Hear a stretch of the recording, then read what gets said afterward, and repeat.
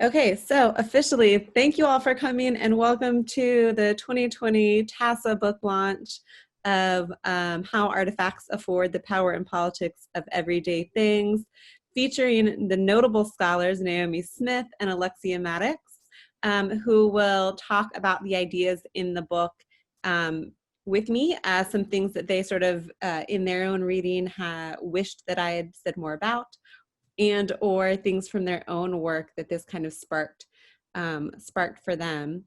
And so the way that I thought we would format this is I'll do a brief introduction to the main ideas from the text for about 10 minutes. And then we're going to kind of go into a semi-free form conversation. We've thought about what we want to talk about. We've talked about it informally, but we're sort of testing it out here for the first time. And so part of that, though, is we'd really like you all to be involved in that. So I don't expect that anyone has read the book, but if you have, all the better. If not, and you're intrigued, please chime in. Alexia will be moderating the chat. So you can pop questions into the chat, or you can use the hand raise function, or just use your physical hand and put it up if you have something you want to say. But we should have about 20 minutes or so of discussion that will be led by Naomi, Alexia, and myself. But like, come on in. That's, it's a party. Okay, so let's go ahead and get started. I do have a few slides on a PowerPoint for better or worse. So I'll share my screen with you. So How Artifacts Afford the Power and Politics of Everyday Things takes the critical premise from science and technology studies that artifacts embody and shape human social values, human social relations, and socio-structural arrangements, and filters these ideas through a single concept: technological affordances. Affordances are how the features of a technology, its technical specifications, affect how that technology functions. Affordances shape, but do not determine, direct technical utilities and flow on social relations. The concept of affordance, probably familiar to many of you, originated in ecological psychology with the work of J.J. Gibson in the 1960s and 70s. In the 80s and 90s, Don Norman brought it to design studies, positioning the designer as a psychologist with the task of communicating to potential users how to engage with an object via that object's design. The concept has since spread across multiple fields, resurging in the past decade as scholars work to understand rapid technological growth in the form of digitization and now automation. Despite its conceptual prominence, or perhaps because of it, affordance remains plagued by two lingering critiques: binary application and an implicit universal subject. By binary application, I refer to the assertions that affordances are either present or absent, with outcomes that are inevitable or impossible. Either an object affords some functionality or it does not. Moreover, there is often a presumed universal subject, as though technologies operate in the same way for all people in all contexts all the time. These issues of binarism and universalism are not only antithetical to the basic principles of social technology studies, as I'm sure you're all aware, but also very often antithetical to the otherwise critical perspectives put forth by those who use the term affordances as an analytic device. So to deal with these lingering critiques, the book transforms affordances from an overloaded concept to an operational model, the mechanisms and conditions framework. This model shifts the orienting question from what technologies afford to how technologies afford, for whom and under what circumstances, overlaying the concept with a critical analytic lens that attends to politics and power in socio-technical systems. The mechanisms and conditions framework has two interrelated elements: the mechanisms and also the conditions. The mechanisms are the how. The conditions address variation across subjects and circumstances. The mechanisms of affordance deal with the problem of binary application. Rather than objects affording or not, we can think of technologies or suites and ecologies of technologies as requesting, demanding, encouraging, discouraging, refusing, and allowing social outcomes. Technologies thus push, pull, respond, and resist with varying degrees of force and accommodation. These mechanisms of affordance are not hard categories with rigid distinctions, but analytic stopping points, with porous boundaries, providing a scaffold and a shared vocabulary for analytic comparisons, considerations, contestations, and debates. The second element of the model, the conditions of affordance, address the problem of an implicit universal subject by mapping how affordances vary across people and contexts. What is requested of you, for instance, may be a demand upon me. What is here and now allowed may be there and then refused. The model distills three broad conditional dimensions: perception, dexterity, and cultural and institutional legitimacy. Or in other words, does a subject know what the features of an object are and how those features function? Are subjects skilled and able in an object's operation? And how is one's engagement with an object supported or not by cultural norms and institutional mandates? The mechanisms and conditions framework is meant to operate as a scaffold, a transferable device that's adaptable to purpose. By design, the framework can transcend disciplinary boundaries, apply to any object of study, from simple tools like pens and paper to the most sophisticated technologies of automation, decision-making tools, autonomous vehicles. This can be, the model can be dialed out to answer really big, broad questions about surveillance, autonomy, social division, and social cohesion, or dial it into very specific questions about button placement and menu options. And finally, the mechanisms and conditions framework can be a tool of both analysis and design, a way of systematically mapping what is and systematically planning what will be, maintaining all the while a sharp focus on the human element of technology, how politics and power are built in, and how politics and power are remade, or alternatively, undone. So that's the formal part of our presentation. I'll stop sharing my screen. So that's the book. That's what the book is about. It's sort of these critical ideas of science and technology studies filtered through this single concept of technological affordances that I'm sure, again, many of you have probably seen and many of you have often used, but it's become a bit overworked. And so what I tried to do is put forth an operational model that would give it nuance while also allowing it to sustain its robustness and its sort of simplicity as an analytic and design device. So now I will hand it over to Naomi and Alexia, who I think have some thoughts and provocations. And please do feel free to jump in if anything sparks your interest. Thank you so much, Jenny. It's a fantastic opportunity to be a part of the response to your book. And what I'd like to do is just ask an opening soft launch question and quickly get out of the way because I can't wait for Naomi to ask her questions. So one of the things that I realized, I recall that a really sort of important question for me when I read the book was to work out who your audience for this book was. And perhaps just to give some sort of background to that, when I read the book, I was fascinated with the idea that you took such a deep view of the notion of affordance and actually did the hard labor for us in sort of bringing it forward from all of these different points of view and navigating it to a usable tool. You know, that is the real skill in the book, both at a conceptual and technical level. So that's a fantastic part of it. But when I was reading this book as a sociologist, I'm like, yay, this is what all the technologists and designers need to know. Yay, it's made in accessible language. Woohoo! And so for me, the book was about translating social thinking to people creating technologies. And that's where I just want to ask the question, which is very much, who did you anticipate your audience for this book was? And who would be using the mechanisms and conditions framework? Yeah, well, so, I mean, that's a great and tough question. So that was one thing that, like, I don't know, this was my first book. And so one of the things you have to do is like fill out this form that says who you think your audience is going to be. And like for me, that was kind of an existential crisis, right? So like, and I imagine for a lot of people it probably is too. What I sort of landed on was, one, my audience was scholars who actually are quite a lot like me, who are in sociology, media, and communication studies, who have been using this concept but were dissatisfied with, who've been using and reading about this concept but were dissatisfied with its current state.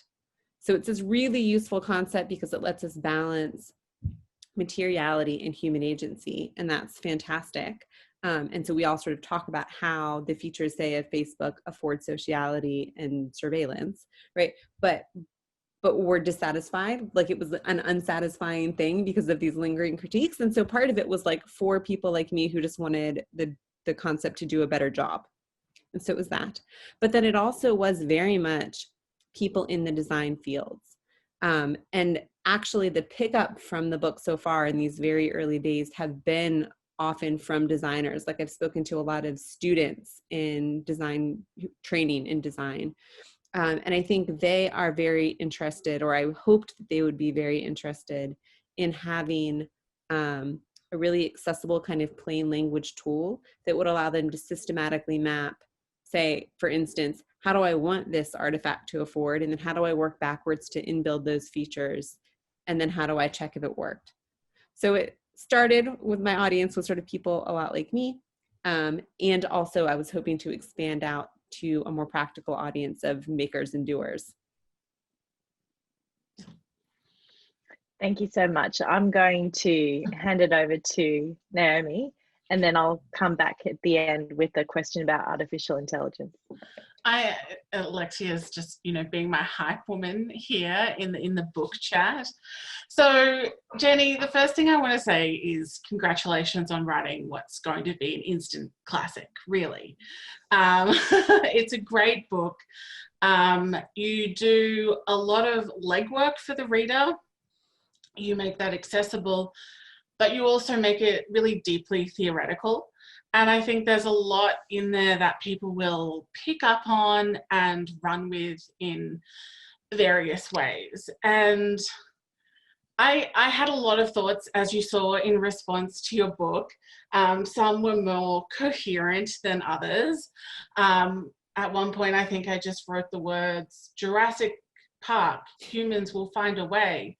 But what I really wanted to emphasize is the first thing that your book really sparks for me is the capacity of humans to be creative within what looks to be a very set and firm architecture, and that agency actually works sort of like it's an erosive capacity, and it can smooth down the sharp edges of affordances that aren't working and actually create sort of new ways to work within those structures.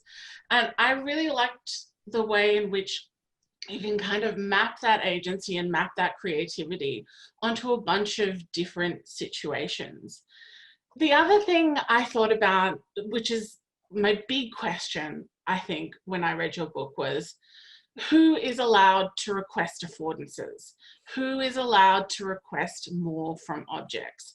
So as I was reading your book, I was also thinking about Roxane Gay's book, which is her most recent book, Hunger, which is a memoir of essentially her life in a fat body. And she talks about sitting on chairs that cut into her legs, that cause bruises on her legs, that armrests that afford mobility for someone with limited mobility are actually very constraining for her and very uncomfortable for her, and how she spends hours researching the restaurants that she's going to go to check on the furniture and to check on the affordances of the space. And I was thinking about this, and if someone like Roxane Gay or a person in a larger body said, I would like more comfortable chairs in public spaces, the response to that would be, lose some weight. Don't you care about your health?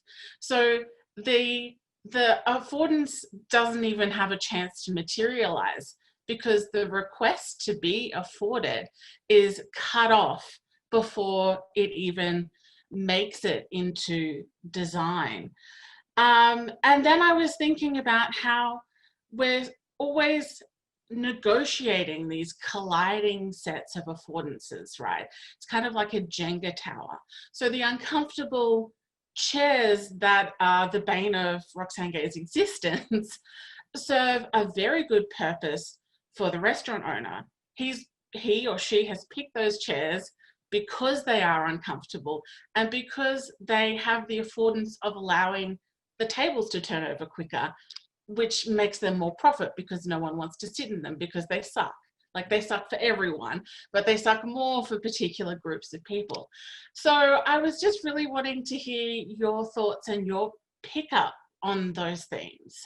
Yeah. So for anyone who wants a little, just as a bit of background, we've sort of discussed some of these topics a little. Naomi and Alexia and I have sort of informally discussed these topics. So I've had a little bit of a chance to kind of mull a little. And I was also, I was especially drawn to the chair question, but so I'll do that. But I do want to say sort of very briefly about your great point about agency, human agency, and how an affordance framework attends to human creativity and agency, or in, you know, your Jurassic Park tenet principle, right? Like, humans find a way. I think often as critical scholars, which I know the three of us certainly are, right? We are very much focused on politics and power. It's very easy to slide into an emphasis on oppression and control, because those things are so centrally at play. But I think too, we need ways to theorize empowerment from the ground. And I would hope that when we think about an affordance framework, we can also think about empowerment. And we just sort of, as you mentioned, right, we can think about how those for whom artifacts were not built, those subjects that are refused, can contest that through sort of political movements, but also through creative capacities that were unexpected. So I think that's a really important point that you really brought out there about the chairs. So I think this is such an interesting topic, right? And so this is why it's important to not just say how do artifacts afford, but for whom and under what circumstances, right? What's requested of me might be demanded of you. What I'm allowed, someone else might be refused, right? And so what that conditions of affordance does is it does away with the freedom of a presumed universal subject. So if a restaurant owner, if we're thinking in terms of affordances, and a restaurant owner wants to have narrow seating, or bus stations, or whatever, whoever wants to have narrow seating, they can, but we can now point and say, those aren't just seats, those are thin people seats, right? Those are seats that refuse and discourage large bodies. And that actually, I think, links to the empowerment angle, right? So if we do away with universal subjects, then also we have a language to hold designers, developers, corporate bodies to account for the things that they make, and we have the language to do so. How is this thing operating, and who do you assume will use it, and who is excluded? And so it puts those kinds of things in explicit terms in a really really important way. So my follow-on question for this is, capitalism demands that things be mass-produced for this illusory normal subject. So how then do we design to scale and maintain this kind of flexibility with affordances that account for multiple subjects? Well, so I mean, I think one thing that, like, disability scholars would say, and I think this would expand to just sort of bodily diversity, would be to design for vulnerable bodies. And if you design for vulnerable bodies, often those whose bodies are less vulnerable, or whose circumstances are less vulnerable, can make it work. And often, right? So if you have a wide chair, it allows and encourages sitting by a slender person just as much as a wider person, right? Like, but if you design the narrow chair, you're cutting somebody out. Yeah. A curb cut on a sidewalk, right, would be sort of equally it would equally allow movement for somebody who walks versus someone who's in a wheelchair, right? Like, so I think if we think about power and politics and accessibility and vulnerability in design processes and design for those who are at the margins, or who are generally unconsidered or who are generally vulnerable in sort of some capacity, then those who have presumably being given normative privilege will be okay still. Yeah, I think the one thing I'll say before I hand over to Alexia is I really like this idea, because not only is it socially and politically inclusive and it encourages more people into the public sphere, it also points to a world that is just more comfortable, like more pleasurable to be in, that doesn't have as many sharp edges, that doesn't have as many constraints and moments of the day where you're making do. It introduces an extra ease into the lived experience that is just nice. Like, why can't we have nice things?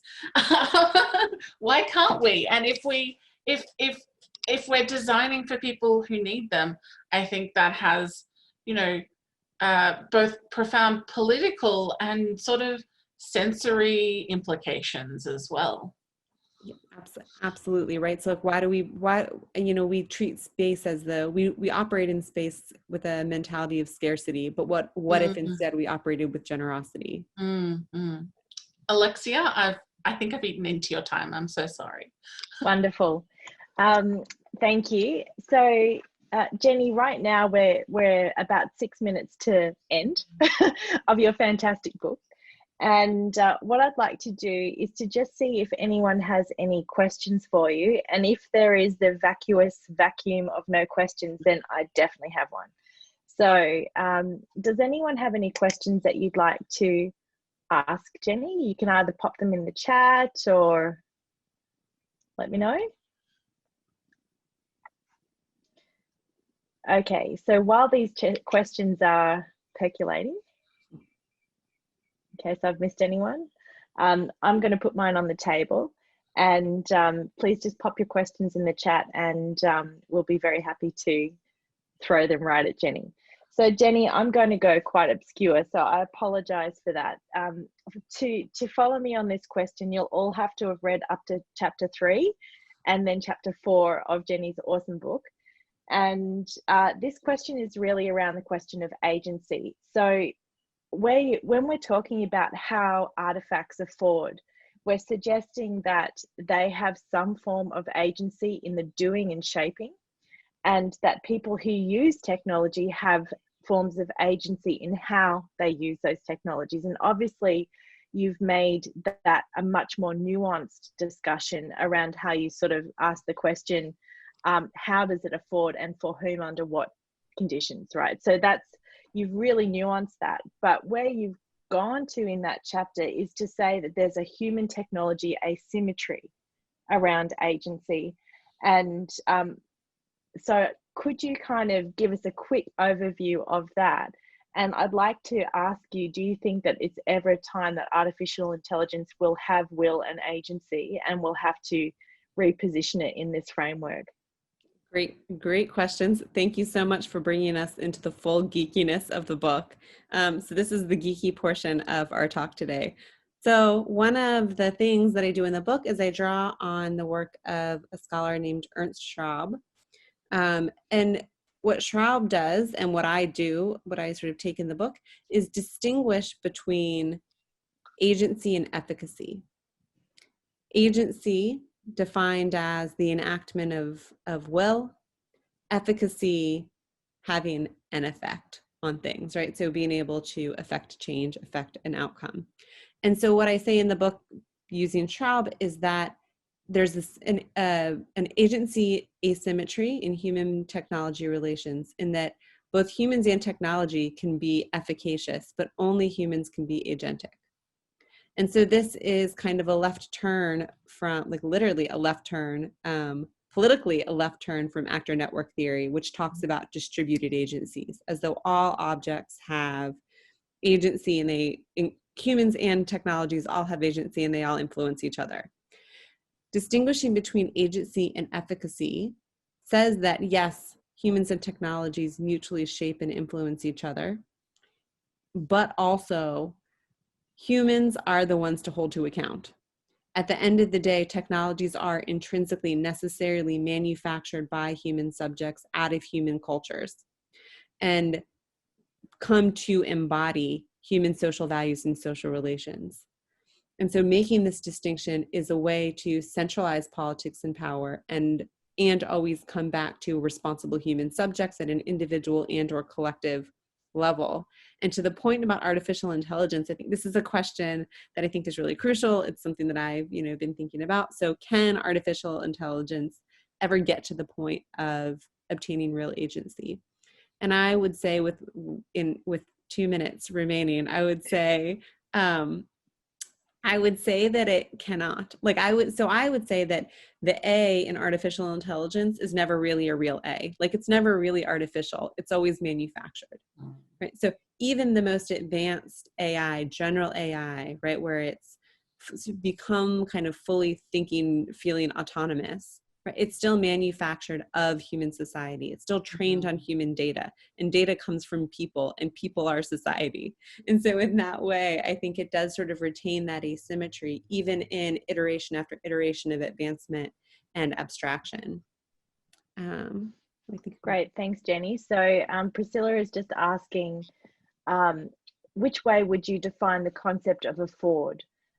So you can see the chat there. Priscilla, did you want to briefly ask that question, or are you? Yeah, I'm new to this concept, so I'm just kind of still wrapping my head around it.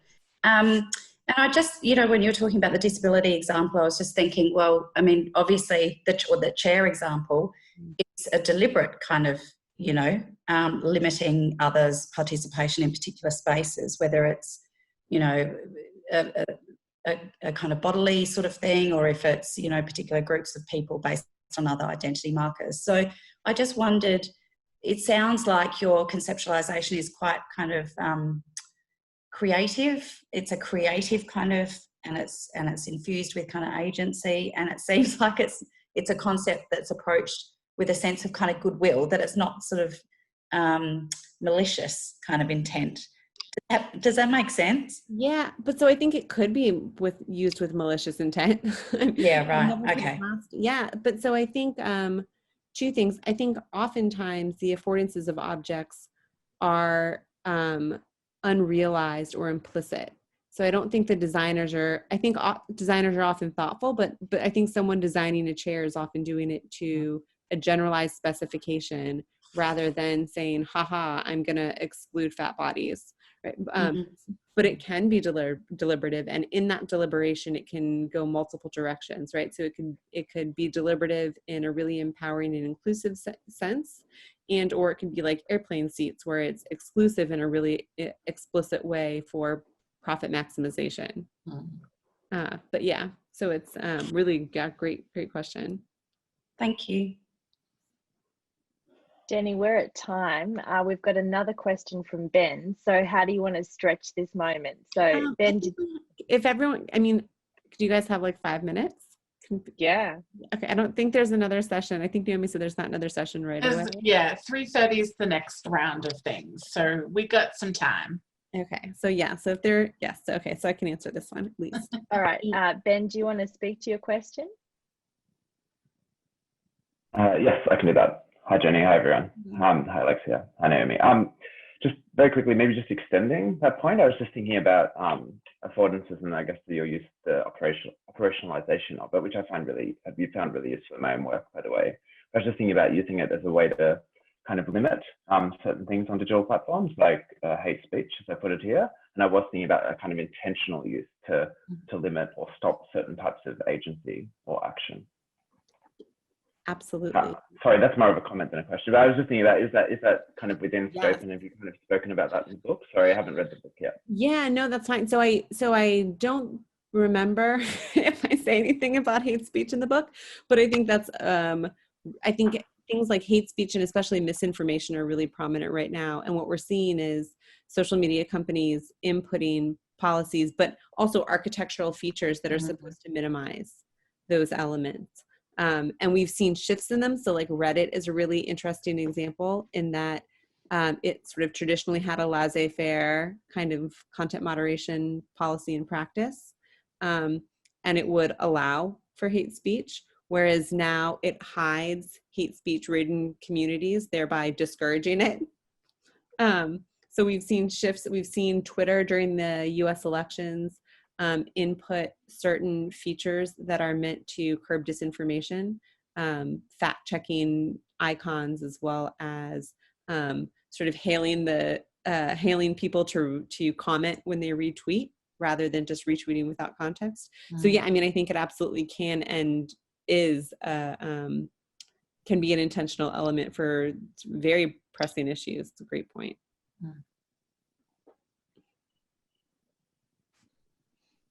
Does anyone else have any questions for Jenny? I mean, now is definitely the time. You don't have to have read the book, just be curious. And obviously, I recommend that you read the book.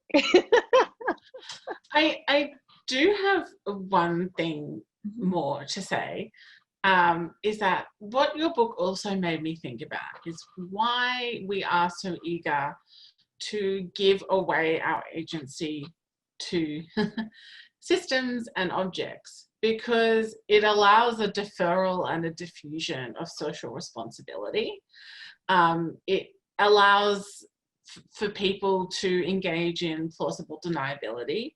And we've seen that with a bunch of different initiatives and systems in the Australian political sphere. I think robo-debt is one that, you know, we can go into, is that when we put the agency on the system or in the system, or we afford the system or the object the status of agentic, suddenly our social responsibilities as actors for what we have built, what we engage with and what we create is somewhat relieved. Yep. Yeah. I think that's a really great point, right? Like, I mean, and so, you know, why do we do that? I think for the reasons I think you answered your own question, right? Like, sorry. No, I think it's a great point. Like, what do we, you know, why are we, and by we, I mean like us as individuals, but also corporate bodies. It's a lot. When agency is distributed, then you can kind of put up your hands and say, well, who could have known this would happen, right? So technology companies can say, oh, well, it's not our fault. We have a neutral platform and it's just the users doing this. And users can say, well, we have no control. It's just this platform that's forcing us into something. But when we talk about affordances and we talk about the nudges and how they request, demand, encourage, discourage, refuse, and allow, then, and when we disaggregate agency from efficacy, it kind of takes away that notion of plausible deniability in the same way that for whom and under what circumstances takes away the plausibility of an implicit universal subject. Yeah. I think that's actually such an important little nugget that we can expand on with regards to, I don't know, everything that's going on around us. And I think in so much as agency encourages us to think about the creative potentialities of humans and affordances, it also encourages us to think about responsibility and the creator as putting something out into the world which is created from and by human experience, and that we do ultimately have responsibility for. Yeah, absolutely. And I think I'd follow that and just sort of say, I think that the framework that you've created allows for that intentionality, because, you know, there's so many ways that we can say, oh, I would never have been able to have anticipated that. Whereas if you kind of follow that framework that you're providing, there's a way of anticipating it. And that's what creates the accountability. So when you were creating this framework, how did you think about placing the responsibility of the design in the hands of the designer? Yeah, well, I was really quite inspired by Ernst Straub's work. And so that was, which I had read like years ago. And so Straub is the one who said, he calls technology materialized action. and makes this efficacy agency distinction for the sake of holding designers and not just designers, but also societies from which technologies stem to account. So sort of getting rid of plausible deniability in a lot of ways. And I had tried, so this book, before it was a book, was a thing on a whiteboard, and then a blog post, and then an article, and then a book. And I like wanted to put that in all of those places, but it was space limited. And so part of my motivation in writing the book was to be able to sort of put in all of that sort of deep theoretical work and those sort of broader statements about efficacy and agency and politics and holding social actors to account all in one place as part of a text about how we think about design and affordances. So yeah, I was waiting for years to do it. You've done it well, and congratulations, Jenny. Thank you all so much. Thank you so much to Naomi and Alexia. Everyone, they did a phenomenal job. I couldn't have asked for a better support team and better intellectual stimulation than I've had with them through the years and culminating today. So I really appreciate all of your insights and friendship as well. And thank you all so much. Thank you all so much for coming. Please do get in touch via email, on Twitter. Oh yeah, thank you. So please get in touch, share your own work with me, ask any question, no questions too big or small. And yeah, thanks so much for coming. Book? Where do we get the book, Jenny? Oh, sorry, I forgot to promote the book. I'll put a link in the chat. Hold on. So you can get the book. It's published with MIT Press, and so you can get, not only can you get the book, you can get the book through.